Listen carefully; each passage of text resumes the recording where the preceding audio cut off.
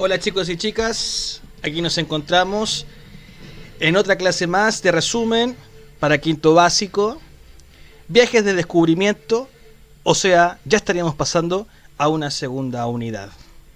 Recordar que lo que estamos viendo y viviendo en este tiempo nos desarrolla la idea de que tenemos que ver los contenidos más bien nucleares frente a esto de la pandemia. Y ya viendo pasado la mayoría de los elementos claves de la ciudadanía y la vida en sociedad, pasamos a una segunda unidad que tiene que ver con principalmente la expansión europea, descubrimiento y conquista. Descubrimiento y conquista. Bien, así que vamos a ver el objetivo de la unidad. Unidad 2, descubrimiento y conquista. Objetivo 1, ¿verdad? Explicar los viajes de descubrimiento en el contexto europeo y americano. Muy bien. Obviamente nuestra clase de hoy día la vamos a comenzar principalmente viendo algunos conceptos claves de los viajes de exploración, que tiene que ver también con dos señores que van a iniciar estos viajes y que son los más recordados en la historia, como Cristóbal Colón y Hernando o Fernando de Magallanes, quienes van a llegar a América de una u otra manera. Bien, es importante entender este proceso, ya que nos va a dar el pie para esta mezcla que se va a generar entre españoles y americanos finalmente. Bien, o de Abya Yala, como le llamaban los indígenas en algún momento. Bien. Expansión europea, siglo XV-XVI principalmente, aunque previo a eso también se habían realizado algunas expediciones, pero estas son las más características en este periodo, y se va a generar una nueva visión del mundo, porque recuerden ustedes bien que América no figuraba dentro de lo que eran los mapas europeos, las cartas europeas. Bien. Primera parte, ¿qué es una expedición europea? ¿Qué es la expedición europea?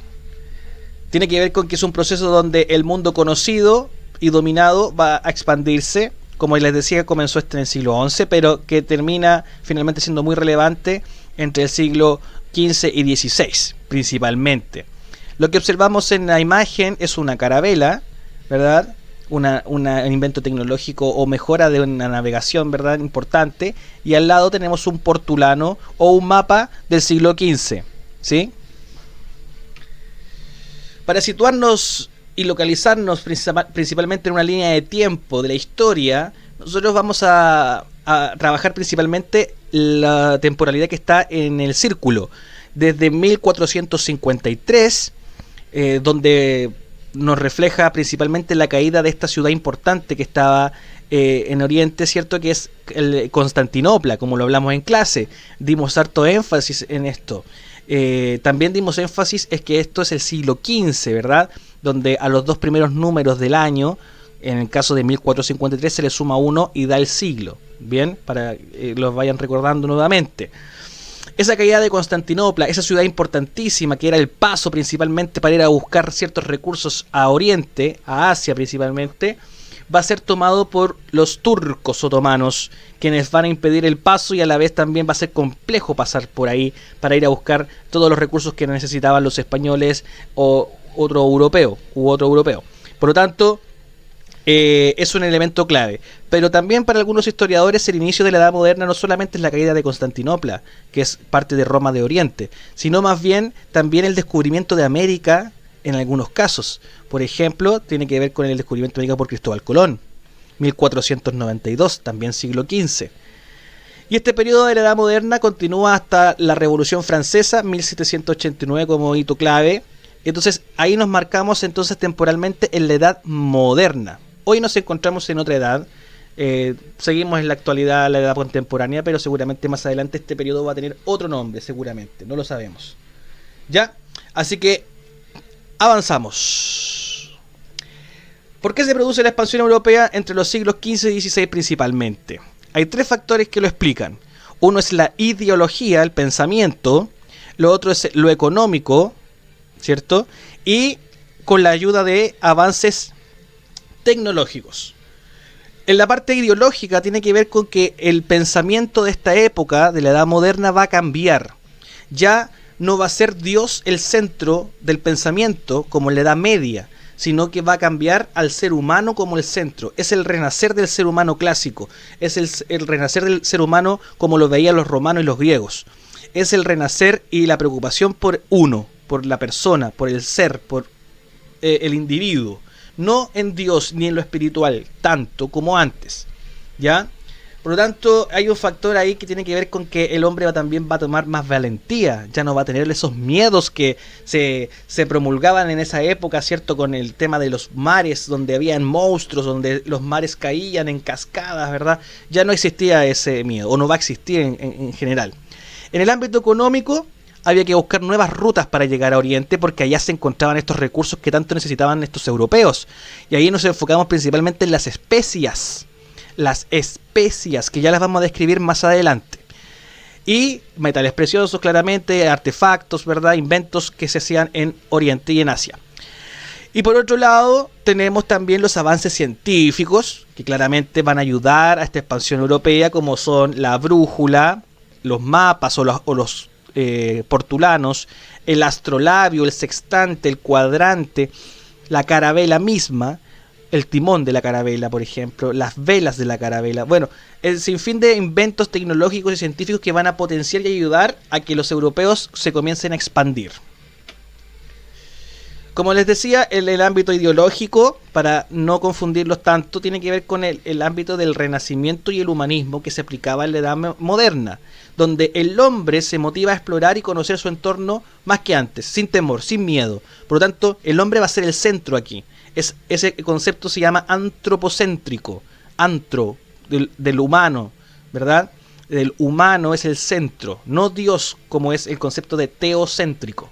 Bien, entonces ahí cambia la visión del ser humano europeo, que va a motivarlos a explorar más allá de sus horizontes. ¿Qué impulsó a los europeos a explorar el mundo? Lo que hablábamos recién, la búsqueda de especias, como por ejemplo tenemos ahí algunos condimentos: el clavo de olor, la pimienta, la canela, la nuez, el orégano, nuez moscada, ¿cierto? Que tienen que ver con el factor económico principalmente, dado que los turcos habían cerrado el paso en Oriente, y que finalmente tuvieron que buscar otras rutas para llegar a Asia, sin contar con que ellos no sabían, o no todos, pero sí muchos decían que no había otro continente entre medio, la verdad, entre Asia y Europa. Pero sí van a haber algunos señores que van a describir este continente nuevo que se encuentra entre océanos finalmente, ¿ya? Que posteriormente se van a llamar Pacífico y Atlántico. Y ahí tenemos el nombre de Américo Vespucio, por ejemplo, quien va a ser el primero en que va a dibujar este continente, que va a ser tomado por un sacerdote, que finalmente después lo va a hacer más popular. Los avances científicos que hablábamos hace un momento tienen que ver con estos elementos que van a ayudar a la navegación. Sin estos adelantos técnicos y científicos, lamentablemente se hubiesen sido solamente posible conocer Europa y los alrededores, pero no América, ni Asia, ni África, por ningún motivo, ¿ya? Todos estos avances tecnológicos también tienen que ver con la tecnología que estaba teniendo los avances científicos de la Edad Moderna, ¿sí? Que esta Edad Moderna tiene, por eso el nombre de moderno, porque finalmente tuvo muchos avances también. Aquí nos encontramos con la definición de estos avances tecnológicos. La brújula, por la cual muestra el norte magnético, ¿verdad? Y genera la dirección. El sextante, para medir la distancia entre el Sol y otros cuerpos celestes, determina la latitud y la longitud principalmente. El astrolabio, que también mide la distancia entre los cuerpos celestes. La carabela, embarcación más firme, con mayor potencia, con mayor, podemos decir, espacio, velocidad, con velas cuadradas y triangulares. El timón, que le va a dar la dirección a las embarcaciones, así como los peces, ¿verdad? Y que finalmente los mapas y los portulanos, que son estas cartas y de registro para ir viendo los lugares y la localización. ¿Por qué la península ibérica, que es donde se encuentra España y Portugal, es la cuna de la expansión europea? Porque estos dos países, o mejor dicho, reinos, porque aquí todavía no se llaman países, estos reinos, el español y el portugués, van a ser los primeros y los principales en competir por esta expansión europea. Muy bien. No todos los navegantes son españoles, porque de hecho algunos fueron portugueses, pero navegaron para España.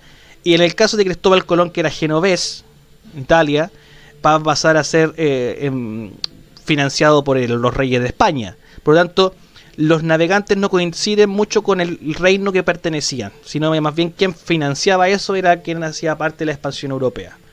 Muy bien. La competencia se generó entre Portugal y España, principalmente, siendo los portugueses los pioneros en esto, buscar nuevas rutas, y se destaca ahí el señor llamado Enrique el Navegante, por ejemplo, que creó escuelas de navegantes, academias científicas para esto. Había un avance importante, dado que más encima que Portugal se encontraba en las costas del océano. Por otro lado, España es un reino donde siempre fue gobernado por estos reyes, bueno, en este caso los reyes católicos que van a financiar los viajes. Se unificaron también con el Papa, que tiene que ver con una unificación religiosa. Conquistaron muchos reinos, como por ejemplo el de Granada, de los musulmanes, y que finalmente van a apoyar a Cristóbal Colón en su viaje, que es el más conocido por todos, finalmente, de esos 4 viajes, sin duda alguna. Así que 2 países, o 2 reinos, mejor dicho, que van a competir por este control marítimo, ¿sí? El objetivo de Portugal, por un lado, era el control de rutas, principalmente de las Islas de las Especias. Lo mismo para España, ahí coinciden. La ruta que utilizó Portugal es circunnavegar, o sea, irse por las orillas del continente africano. En cambio, para la ruta de los españoles era navegar al occidente por el Atlántico, no circunnavegar África, era cruzar hacia el otro continente, pero se encontraban obviamente con el continente americano, que no consideraban. Portugal lo financiaba el Estado, finalmente el reino. Y en cambio en España, quien financiaba la empresa de conquista era mixto, o sea, por privados y además por los reyes, ¿sí?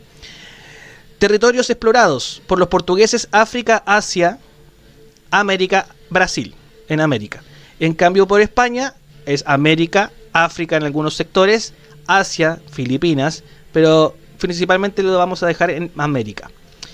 Tipo de dominio: principalmente hicieron fábricas y fuertes militares, un dominio económico principalmente, y en cambio los españoles comenzaron a aplicar técnicas que las vamos a ver también más adelante profundamente, que tienen que ver con hacer colonias, fundar ciudades, evangelizar y dominar política y culturalmente esas zonas. O sea, tenían una envergadura mayor, era una aplicación más fuerte de su conquista.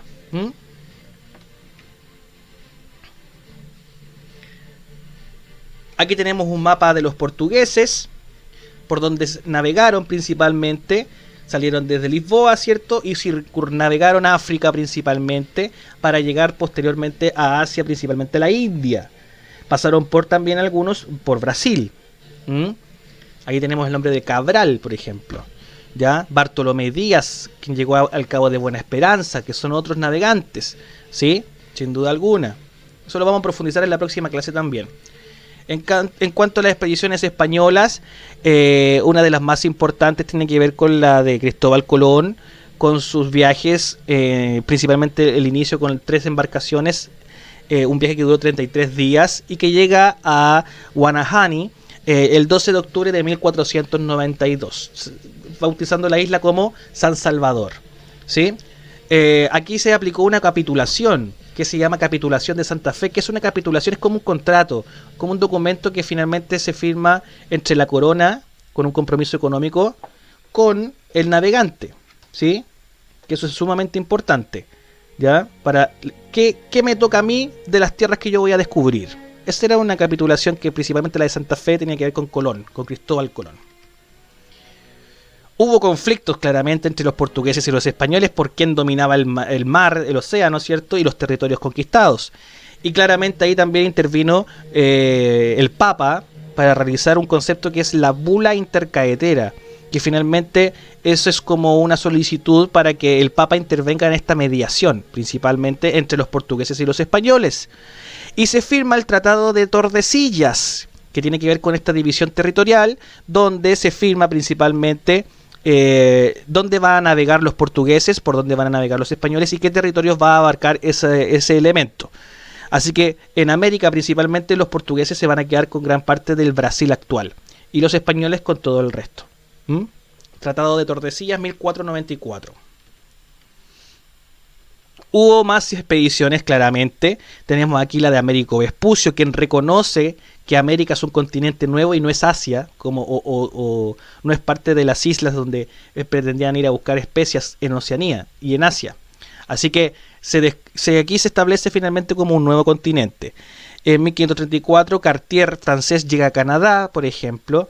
Vasco Núñez de Balboa descubre el paso de Panamá, bautizando este océano como el Mar del Sur. Entonces son otros navegantes que también van a llegar a nuestro continente. Aquí tenemos los viajes de Colón, quien sale del puerto de Palos en su primer viaje.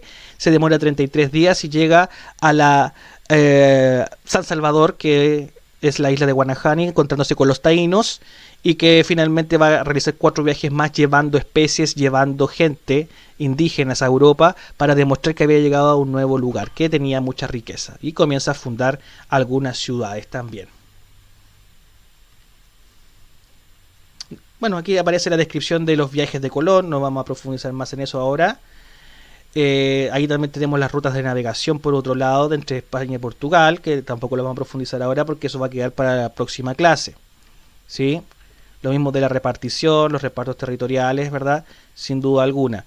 Lo que sí vamos a comentar es la primera vuelta al mundo que va a realizar otro navegante, que es Hernando de Magallanes, junto a Sebastián Elcano, quien van a mostrar una vuelta al mundo que va a ser bastante atareada, principalmente viajando en el barco Victoria, donde Magallanes no va a cumplir la ruta completa porque va a terminar sucumbiendo frente a los indígenas de la isla Mactán, que tiene que ver con Filipinas, y va a morir en manos en este conflicto porque los indígenas no aceptaron la evangelización principalmente de Magallanes y se enfrentaron en una batalla más bien en un riachuelo, en una laguna, y termina sucumbiendo en manos de los indígenas al mando de Lapu Lapu.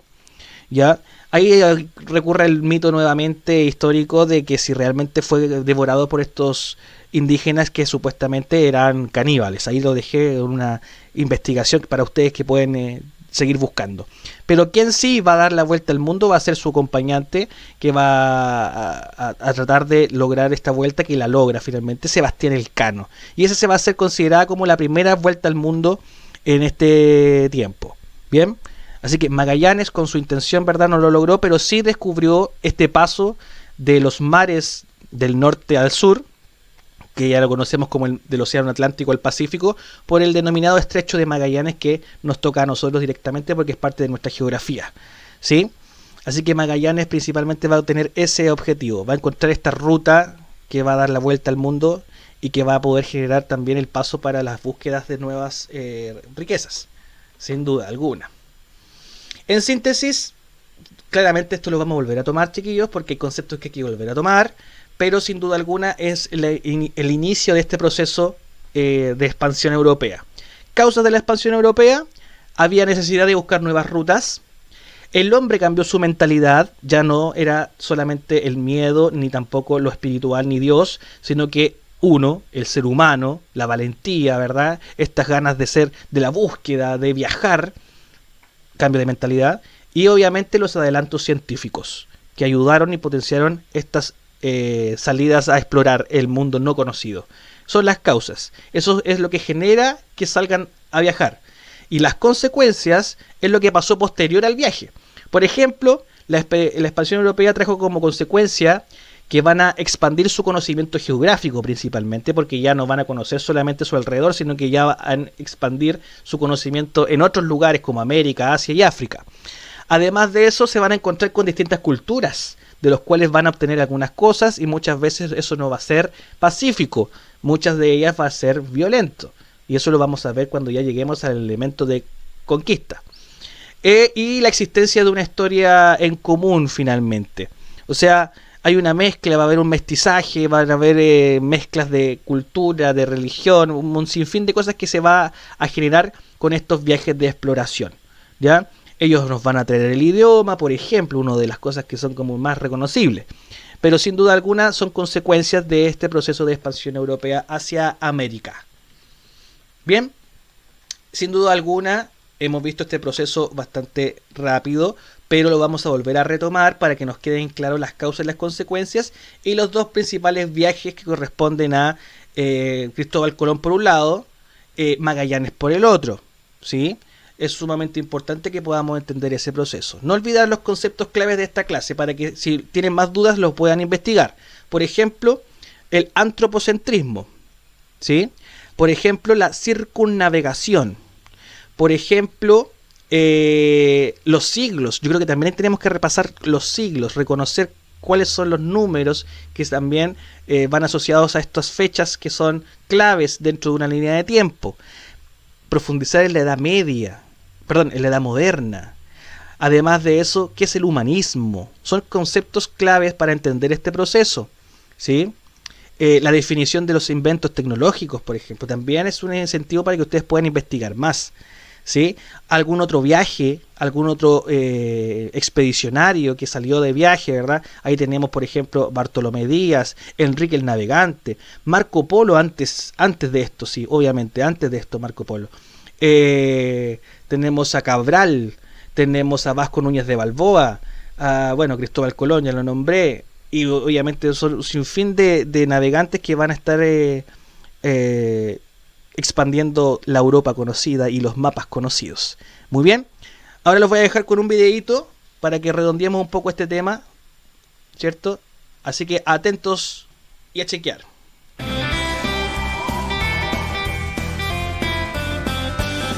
Hola amigos, bienvenidos a un nuevo vídeo de Happy Learning. Hoy vamos a conocer cómo se llevó a cabo el descubrimiento de América.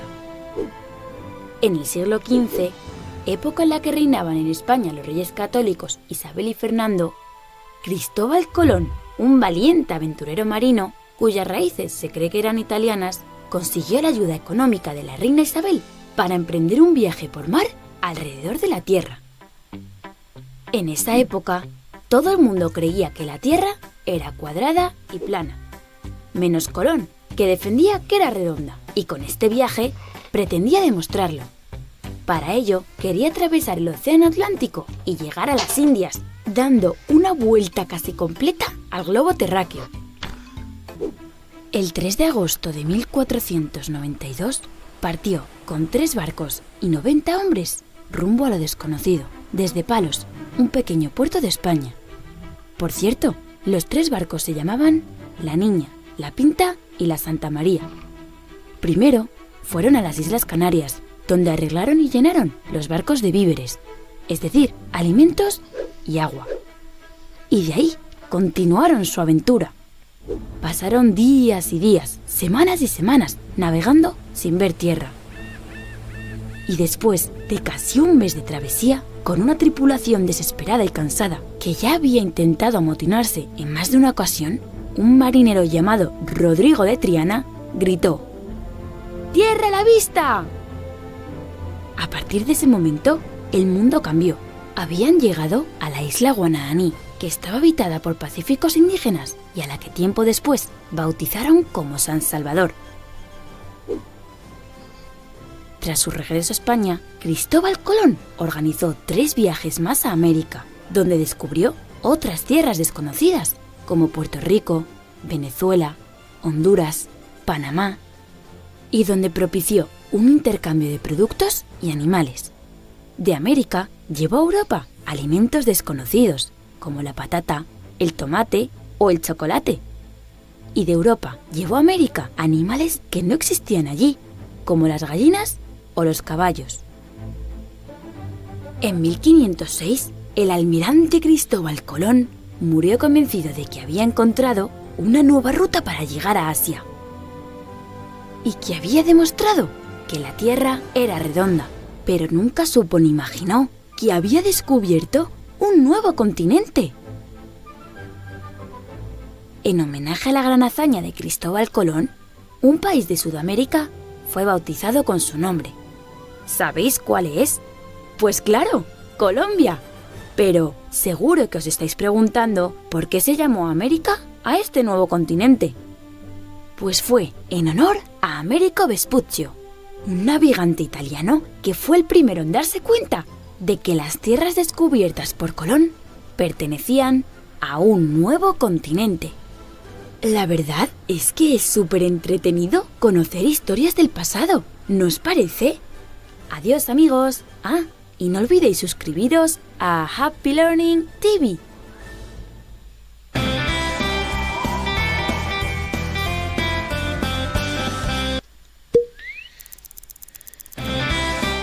Bien, chicos, ahí teníamos un primer video que nos mostraba más que nada los inicios de esta expansión europea con como protagonista también Cristóbal Colón, ¿verdad?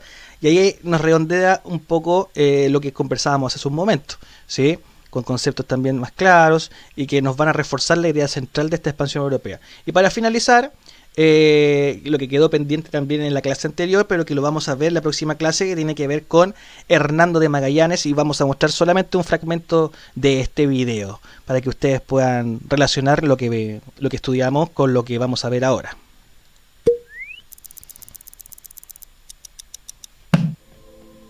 La expedición de Magallanes Elcano es el nombre con el que se conoce al primer viaje en barco alrededor de la Tierra, realizado entre 1519 y 1522. Fue capitaneada por Fernando de Magallanes y Juan Sebastián Elcano. El objetivo era abrir una ruta comercial por Occidente con las Islas de las Especias o Molucas, en el sudeste asiático. Pretendían continuar con la expedición de Cristóbal Colón por América, buscando un paso entre el Océano Atlántico y el Pacífico, que hasta el momento se desconocía. La aventura comenzó el 10 de agosto de 1519 en Sevilla, España. Desde allí descendieron por el río Guadalquivir 5 naves con 239 hombres hacia la localidad de Sanlúcar de Barrameda, en Cádiz, puerta del Océano Atlántico. Después de aprovisionarse, se dirigieron al oeste, pues debían mantener el Tratado de Tordesillas, un acuerdo entre los reinos de España y Portugal con el que se repartieron la exploración del Nuevo Mundo, por lo que los españoles debían evitar pasar por África. Como capitán contaban con un experimentado marinero, el portugués Fernando de Magallanes, que conocía muy bien las Indias. El viaje era muy complicado, no había cartas de navegación del territorio y los mapas existentes tampoco describían el recorrido que Magallanes pensaba seguir. Con más incertidumbres que certezas, los marineros llegaron a Tenerife, bordearon Cabo Verde y emprendieron rumbo sur. Varias tormentas amenazaron con hundir las embarcaciones, pero por suerte consiguieron llegar 2 meses más tarde al actual Río de Janeiro.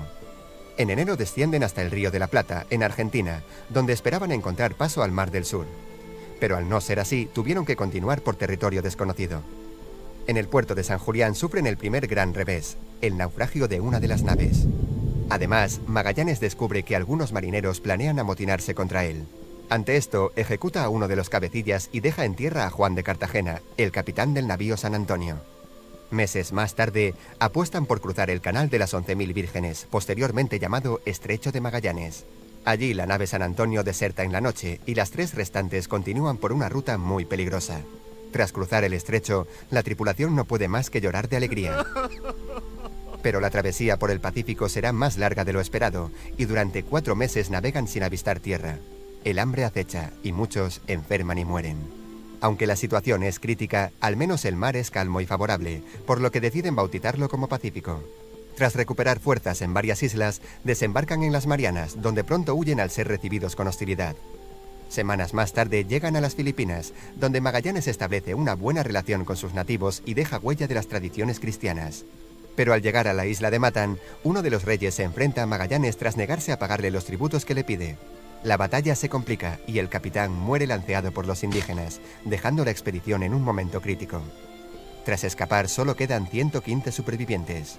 Al no ser suficientes para manejar las 3 naves restantes, deciden quemar la más perjudicada y continuar su camino, quedando Juan Sebastián Elcano al mando de la expedición. Buscando las Islas de las Especias, se ven obligados a parar para arreglar las naves. Hasta 5 meses les llevará dar al fin con las soñadas tierras del clavo, la canela, el jengibre y la nuez moscada. La imprevista rotura de uno de los barcos, la Trinidad, hace que tomen una difícil decisión. 53 tripulantes se quedarán en las Molucas hasta ser reparado y volverán por el mismo camino, mientras que la nave de Elcano regresará por la ruta oriental, desobedeciendo el Tratado de Tordesillas. Las relaciones entre España y Portugal son muy tensas, por lo que el barco navega lejos de la costa para no ser descubierto. Totalmente desgastados y otra vez enfermos, Elcano decide jugársela y toma tierra en Cabo Verde, a pesar de ser zona enemiga. Al principio los portugueses les creen cuando se presentan como simples marineros, pero cuando descubren su identidad huyen despavoridos, dejando a algunos hombres atrás. Por fin, el 6 de septiembre de 1522, 18 hombres, enfermos y famélicos, atracan en la bahía de Sanlúcar, convirtiéndose en los primeros en dar la vuelta completa al mundo. Y aunque no era uno de sus propósitos, también demostraron que la Tierra era esférica. 2 días más tarde, el emperador Carlos I nombró a Juan Sebastián Elcano hidalgo y le concedió un escudo tallado con motivos de especias, con la leyenda «Fuiste el primero que la vuelta me diste». A pesar de tratarse de un viaje lleno de peligros, la valentía de unos cientos de hombres lograron una hazaña que ha pasado a la historia. Aunque probablemente este final feliz estaba escrito desde el principio, ya que la única nave que logró completar su recorrido se llamaba, casualmente, Victoria. No olvides. Bien, chicos, ahí nos mostraba un poco de lo que fue principalmente el viaje de Magallanes, importantísimo en la historia, y que finalmente termina dando vuelta el mundo, ¿verdad? Sebastián Elcano, porque él muere en Filipinas. Así que tenemos esos dos personajes, los invito y los incito a investigar un poco más, y nos estaremos viendo en una próxima clase. Así que es importante que hagan un repaso, ¿verdad? Que puedan con tiempo investigar sobre los temas que les dije hace un momento, y espero que les haya gustado este resumen para que podamos comprender mejor los viajes de descubrimiento. Se despide el profesor Sebastián de Historia Activa, así que nos estaremos viendo en una próxima oportunidad, marineros.